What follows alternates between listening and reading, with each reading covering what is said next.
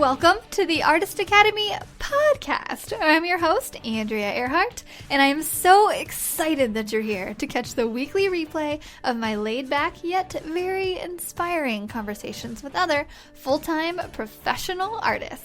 The purpose of this series is to show aspiring artists that it is completely possible to have a great career in the arts. And if you ever want to tune in and have your questions answered in real time by myself or featured guests, then just check out the schedule over at facebook.com/groups/Artist Academy every Tuesday to catch us on live. I'll see you there.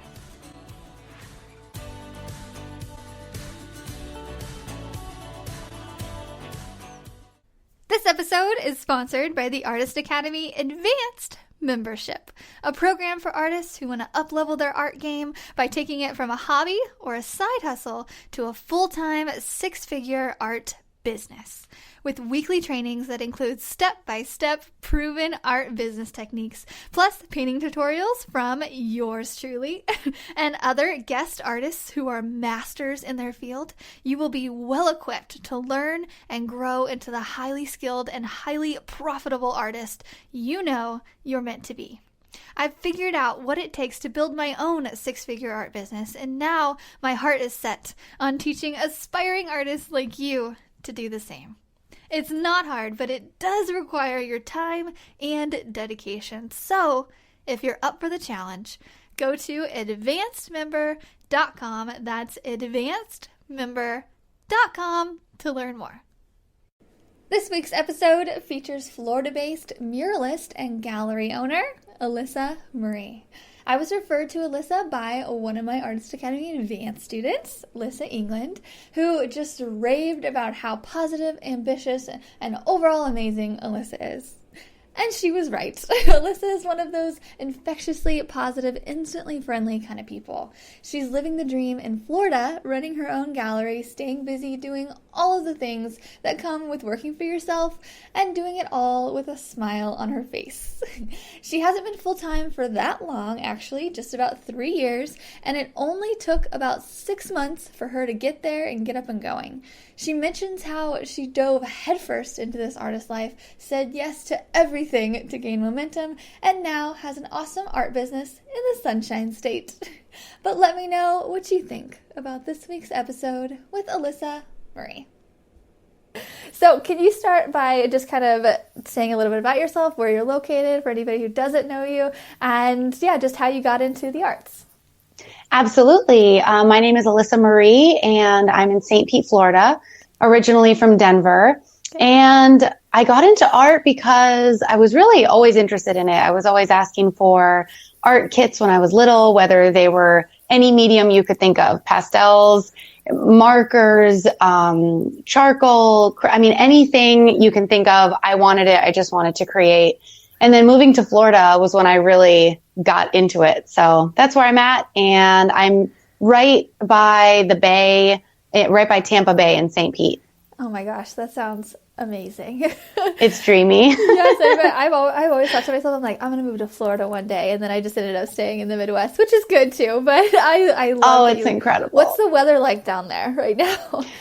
Gorgeous. My husband and I just did a ride over one of our bridges that we have here, and we saw more dolphins than we've ever seen in a ride, and all these rays coming up and swimming right on the surface. We saw blue crabs like swimming along the surface, catching little things, and it was unbelievable. So it's gorgeous. I think it was like 84 when we were out. Oh my gosh, I love it. Oh, that's you're living the dream. That is so amazing. So my first question on here is, what is the tipping point that took you from hobby to professional artist? Moving to Florida, I was working as a graphic designer, and that's what I went to school for. So I was doing graphic design for some big firms in Denver, and then moving to Florida, I said to myself, okay, I'm moving. I'm going to be in a new state. This is kind of my opportunity to rebrand myself. And if I want to get out of, sitting at a computer with headphones in my ears all day, designing on a screen and, kind of really embracing the fine art, this is my time to do it. So I had no hesitations. We moved out here 3 years ago, and neither of us had a job. We had no plans. And I just I dove completely into it. I had a few commission jobs that I was working on in Denver, a little bit. I mean, as many as you can with a full-time job. And so once I got here, that was all I did. And I promoted myself and I just said, I'm looking to do paintings. This is what I want to do. And I didn't say no to anything in order to kind of get myself out there and get my name out there. And that was it was very easy because I was so excited and so passionate about making it my full-time thing that it happened very easily for me. So I'd say about 7 months into living here, I was working as a full-time artist and didn't have any other little side graphic design jobs that I was doing freelance. I love it. I think that's so cool. And I just want to touch on a couple things. You mentioned you were like rebranding yourself, and I just want to talk about that too. So you're very much like a Floridian artist. You post a lot of like water, a lot of animals and stuff like that. How intentional is that? Did you know that was going to be your niche when you just started out, or what do you think? It's funny. I wish I had it right next to me to show you. So I got this little book when I was 7. And people will recognize this because everyone had one of these. What's the title? And it's like backwards on the screen. Oh, sorry. No, it's okay. I just want to show you one thing. This will make a lot of sense. So I was 7 and I lived in Colorado and I was painting dolphins, like drawing. I was absolutely obsessed with anything nautical, like as young as I can remember. So it was absolutely intentional. I've wanted to live by the water for as long as I can remember. My parents moved from the Midwest to Denver for the mountains. And so you'd think I'd be more of a mountain artist. And I have done some landscapes and stuff that are very Colorado based, but moving out here was like, I was just inundated with inspiration with the wildlife that's everywhere, the birds, the dolphins, everything you see is just so abundant in color and life. And I love it. I could paint Floridian anything for the rest of my life, and I don't think I'd ever get bored. I love it. And I love that you're sticking to, what you've loved since you were a kid. And I think a lot of people kind of go about it as they try to make money selling art. They're like, what's going to sell? And they're like, and then they miss that whole like, okay, what did you like when you were a kid? What do you like right now? Like whether it's certain colors or certain animals or certain whatever. And I love that you're like, yep, this is what I'm about. This is what I've always been about. And I'm doing it. Oh, the passion bleeds through and people feel it. And that's why they spend the money, I think, because art is a dime a dozen. There's artists everywhere. And the ones who are really, really passionate, it's the energy that you're purchasing. I believe that when my collectors are purchasing originals, I think it's my energy that they're taking into their homes, as much as it is the painting, of course, and the composition of the elements on the canvas. But it's the energy. You see someone's personality and you think about that artist every time you look at the piece. And so I think that has just as much to contribute as the painting itself. So true. That's so true. Such a good point. So what makes up your typical work day? How many hours do you typically spend painting? This is a question that I wonder about every artist, so I love to ask. My life is crazy. Aside from the oil paintings, I also do murals with my husband. So we travel all over the country and paint these giant murals for residential and business, you name it. And so my days vary every single day. Pretty much, I try to carve out time if I've got a lot of commissions on me. The day kind of looks like I wake up, I get my coffee, head into my studio, and I have the most inspiration first thing in the morning, like 8, 9 o'clock. I love that. I love, like, before I've eaten anything, I just have my coffee, I bring it in my studio, and I start putting stuff to canvas. That's my absolute best time. So I'll put in about 3-4 hours. I don't typically paint all day just because I do so many different things. I'm able to kind of scatter myself among them all. And that's kind of my most efficiency hours anyway, are in little chunks of 3 or 4. And I remember when I started painting full time, I thought that was so wrong. Like, you have to paint all day. You have to do your craft all day long. And I really think that there's a maximum amount of time. And I think people have done studies on this too, saying that some people are, morning people, night people, whatever your time is. If you're an entrepreneur and you're lucky enough to explore your craft in that hour, a certain amount of hours chunk, I think that that's great. So that's kind of what I do. It's mostly mornings. I would say like 9 to 1 are my favorite times to paint if I'm in the studio. murals are a whole nother animal. So I can tell you about how those work too, if you want to hear. Yeah, for sure. I want to hear all of it. Yeah. Sure. So murals are a little bit different. We really like to project if we can. So I design the concept first on my iPad in Procreate, and I draw it out, and then I go back and forth with my client of making changes, making little edits to get it perfect. And I draw it right on their wall. So I go out and take a photo of the wall, take it down, draw, whatever the concept is going to be right on top of it. We go back and forth for a while, and then we'll go out really either early morning or late. It just has to be dark, and we'll project that image up on the wall, trace it out. Then we go back the next day and just start filling in. Every job is different. So if I can't get the projector close enough, then I'll just grid out the entire wall, just like I would a painting, kind of a classic style of how to get your sketch down. And those usually take about a week to 2 weeks. So when we're doing a mural job, we have to chunk it out a little bit differently. And for those, we are working very long days every day until it's done. Unlike my studio where I can kind of, come in and go. Yeah, for sure. And I was going to say, we do things exactly the same. Like I do large murals as well, and I do that exact same thing. Take a photo, do like a quick mock-up, and then do like a projection. Just because, like a lot of people will be like, it's cheating to project, and I'm like, no, like you're getting it exact. You don't have to waste time. The client can see it on their wall, and that's it. There's no like, hey, I was hoping this was going to be bigger or something. So I love just to hear that we do it so alike. Great minds think alike. I love it.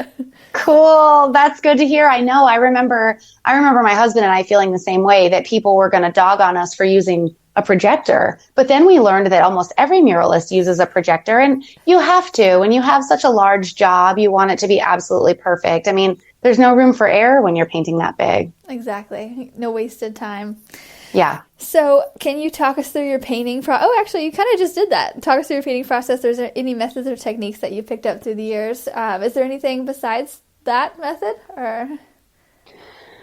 Oh, I'm constantly, picking up different things from other artists that I follow. And I took a few fine art classes in college with my graphic design degree, but only, I think 3. I did like a figure class, charcoal drawing, and maybe even just 2, only a few. And so when I decided to go into it full time, I was like, where am I going to get info and lessons and advice from? And so I just go and follow other oil painters that I admire, and I've kind of apply things as I go. I try to do workshops, and I do plein air groups all over, and I learn new techniques, constantly. I think that's the beautiful thing about art is you never reach that point. If you do, I don't think that you're really so obsessed into it, because there's so much to learn. You can learn and keep advancing your techniques and your skill level for a lifetime times 10. There's just so much out there. So to get all of that and apply it to your own passions and what you're obsessed with and what you want to create, it takes so much time. So every single day I'll find a new tip or a new trick, or I'll learn about a new color palette or new brushes. But as far as my method, my method's kind of been the same. I've learned to really stop worrying about what I think I should be doing and just do exactly what works for me. And that's that 100% success. For sure. Yeah.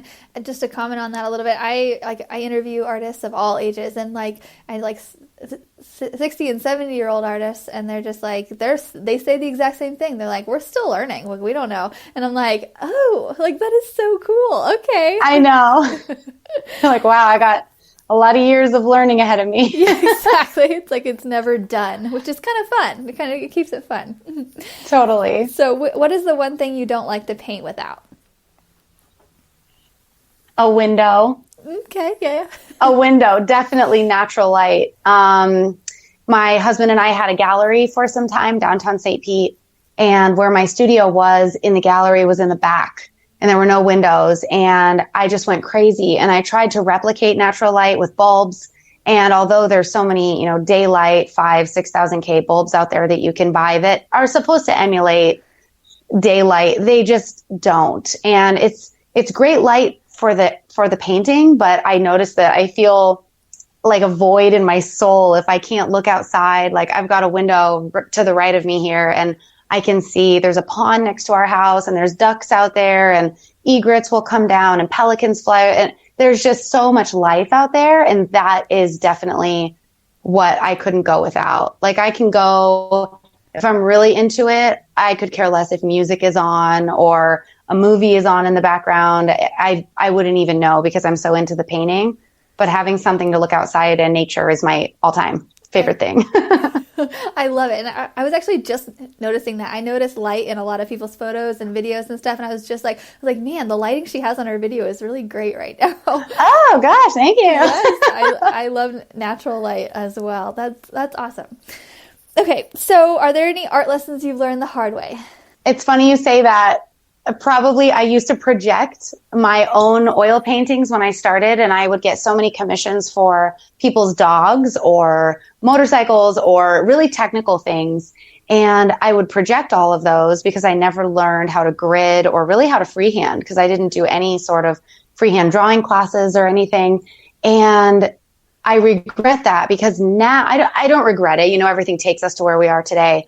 But now I'm in this mode of really, I want to get good at freehanding. Like I want to get good at the basics so that I don't have to rely on the projector because there's so many times when I want to sit down and draw and if I'm so reliant on the projector, especially with the mural side of things, and I bring those to my canvas pieces, I feel like there's a different sense of life in my paintings when I've freehand sketched it or when I've projected it. So I haven't projected a painting on a canvas for probably about a year now. But it was a big learning curve for me to go from using a projector, which is so fast and easy to trace something out, to freehanding it because it was like my brain was being totally, twisted through something that I had never really done before. Yeah. And so, yeah, I'd say that was what I learned the hard way was I leaned on the projector for so long that when I decided to come out of it, it took a while. And that learning curve was huge. So I'm really, really glad that I don't use it for my canvas pieces anymore, although I love using it on the murals. Yes, I totally understand that too. And it's like whenever you use a projector for so much and then like you can't use it, it kind of throws you off. You're like, oh, okay. And then you kind of have to, it takes a lot longer, but it's almost just like more satisfaction too of like, it is. I can do this. Like if I totally, like I totally got to the point that I was like, I doubted myself and I forgot that I knew what I was doing, like that I was drawing dolphins at age 7, freehand. And you get so, I think, and in this day and age with technology advancing at the speed that it is, we get so reliant on our phones and even Procreate. Like I do my mock-ups in Procreate, and for those of you who aren't familiar with the app, you just double tap it with 2 fingers and it deletes whatever you did. It's amazing. And so if I'm not happy with something, just like delete, delete, delete. It's so fast. And I'll catch myself doing that like on my phone or somewhere. It's ridiculous. So I'm trying to really make sure that I keep those amazing traditional habits of, being really good at the basics so that I'm a well-rounded artist and not a millennial artist, I guess you could say. Yes, exactly. And I love that you mentioned that too, because a lot of artists, like I was actually just on my story yesterday, like showing people how to do like stuff on Procreate for a proposal that I was doing. And a lot of people will be like, what is that? That's so cool. But they'll get it in their head that like they need it in order to be, at a certain level. And it's like, no, totally. You don't need it. Like we're stepping back a little bit sometimes to be like, just so we're not reliant on it. So I love all the time. Yeah. Do you have a favorite past project? Yeah, I think the first thing that comes to mind is I painted these sharks with flower crowns on their heads. Ooh. And they, oh my gosh, I remember it being kind of a turning point for me because we had owned an art gallery. It was under my name. It was an artist run and owned. I worked there. I owned it. I had all my art in there and it was beautiful. But I did catch myself painting a lot of what I thought people would want. And so one day I said, screw it. I'm just going to paint whatever I want. I'm going to do something really crazy and cute and do sharks with flowers on their heads. And I had not, I didn't see the idea from anywhere. I kind of liked the idea from, we have 2 pit bulls. And I had seen the movement that photographers were doing of putting these gentle little flower crowns on pit bulls' heads to kind of lower the stigma of them being this aggressive breed. So I thought the same thing with sharks. And I was like, man, that would be really cool. I don't even know what the painting would look like, but I have this idea. So sure enough, I went and I sat down, I gridded it out and I, sketched it out. And I did these 2 paintings, one with yellow flowers and a hammerhead with pink flowers. And I posted them on social media and they just went crazy. We had them in the window of the gallery and everybody was coming in because of them. And for the first time, really ever, I was like, oh my God, my idea is valid.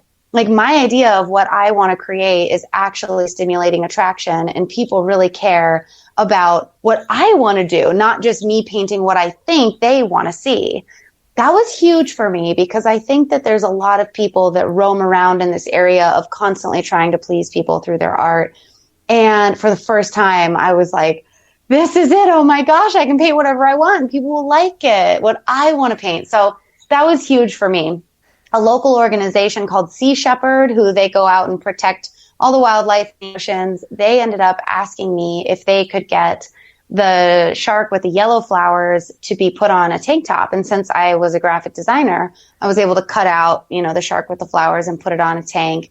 And then they made my design. And so they sold all of the proceeds from that shark tank went completely back to Sea Shepherd. And that was huge for me. The news came and covered it. And so I got to do something I really cared about, which is all the wildlife, the animals, and, everywhere. And then paint something that was so original. That was just incredible for me. So I think that would probably, if you can't tell by my excitement, I think that's probably my past project. And if you scroll back on my Instagram, you can see them, the shark paintings. So they're my favorite.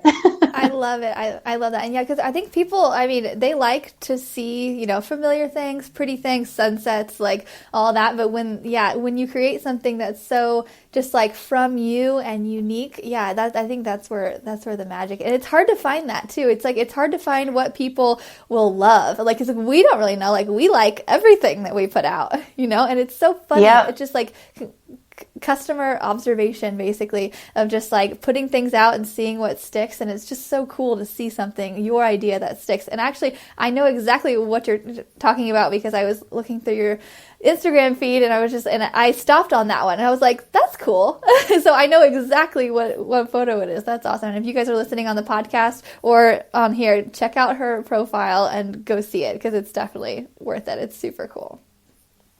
Thank you. Yeah. So what are your, so how do you get clients? I think that's one of the main questions that I get asked and that a lot of up and coming artists wonder. They're like, okay, you have this awesome career. How, where are they coming from? Referrals, Instagram, where are you getting most of your clients?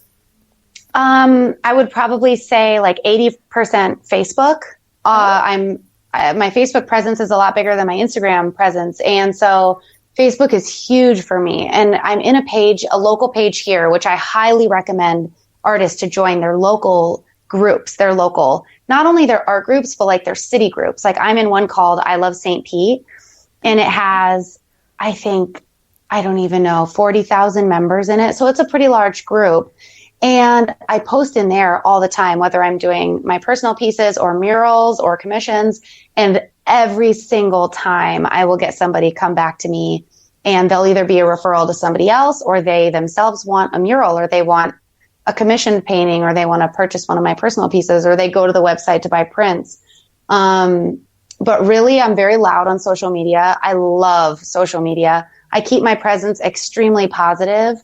I don't flood it with anything yucky. I think that's big because people want to gain momentum when they're following you. And especially if they're gaining momentum on a positive note, that's just good for the whole world. But then kind of what I talked about with people buying your energy, that'll bleed into everything that you create, whether it's music or art, what have you. And people want a piece of what they feel when they see you. So that's kind of what I think about it. But I post about everything I do.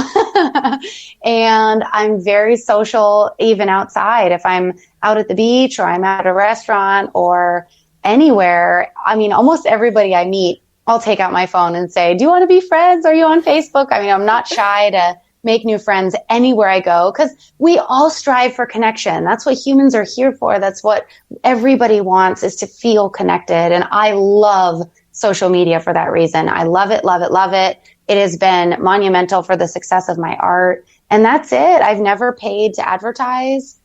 It's all just been social media. And just like you just promote. People are so afraid to talk about what they're doing for, I think, either fear of failure or fear of judgment. But I would say just be fearless. Be absolutely fearless. Know that what you're doing is incredible, no matter what stage you're at. Don't be afraid of that judgment and just put it out there and people will come because people want, they want that. It's that push and pull of, ooh, they have something I want to learn and they have this great energy.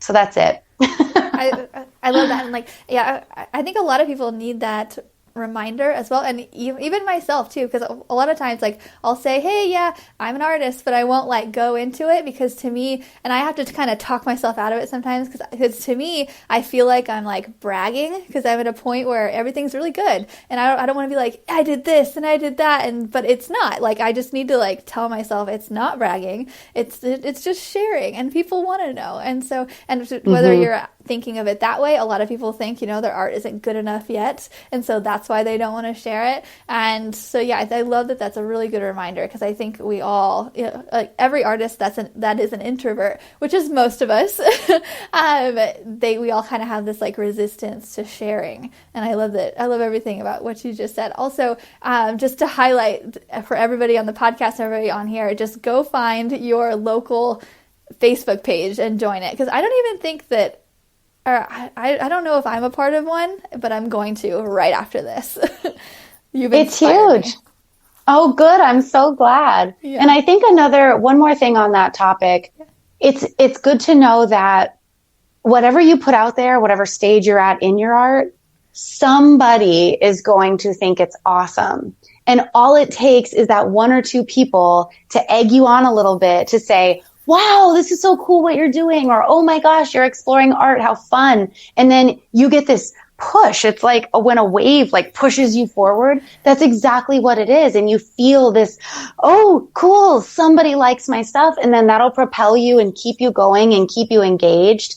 So I think it's just one or two people. Just put it out, hold your breath, hit post, and just let it be there. And it's okay. Yeah, for sure, for sure. So this is my last question, and I'll let you get back to your busy day. But is there any advice that you give artists who want to make art their full-time career, but don't know where to start? What's a good starting point? Ooh. I would say, honestly, my number one piece of advice is to not spend a fortune on supplies. Mm-hmm.